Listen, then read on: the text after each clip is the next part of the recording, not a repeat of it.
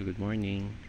Meron akong apat na bagong release na I think they are already 4 months old na polish. So nilagdagan ko yung pair ko dito. Mas marami na sila ngayon. 6 na sila lahat. So itong apat, itong white, yung yellow, tsaka brown na may yellow, tsaka yung isa na spotted. Mga anak na to sila. At ginawa ko, pinalaki ko muna dun sa indoor para kasi ang dami ng sisiw akong hindi nabubuhay na may matay lang. So ang ginawa ko, pinalaki ko sila na may close monitoring sa indoor doon na malapit sa bahay.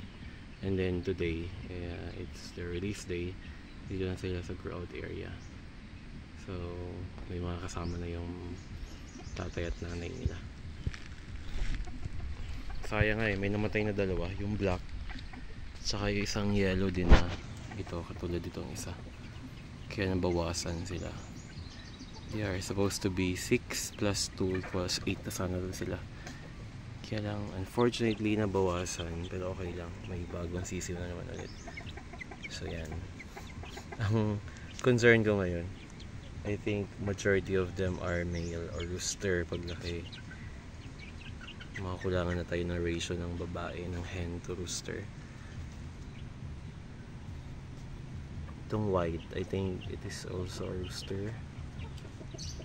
Then yung nasa yun, yung spotted, tingin ko rooster din yun kasi kung makita nyo yung lobe niya sa ilalim ng kanyang tuka, yung parang opposite ng palong, malaki din or red na siya masyado, kaya tingin ko lalaki din to.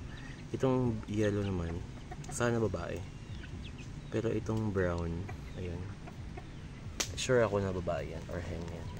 Yun, maliit lang yung crest niya.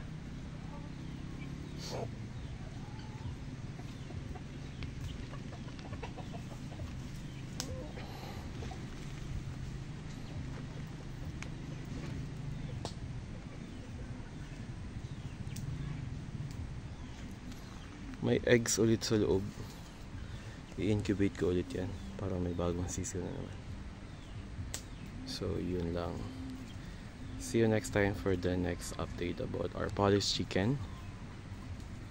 Itong henna white ay frizzled polish siya. Yung frizzled kasi yun yung baliktad yung balahibo, kaya kung makikita nyo parang nakatirek siya. Yun yung meaning na frizzled. So ito ay frizzled polish hen. So yun lang. Thank you for watching.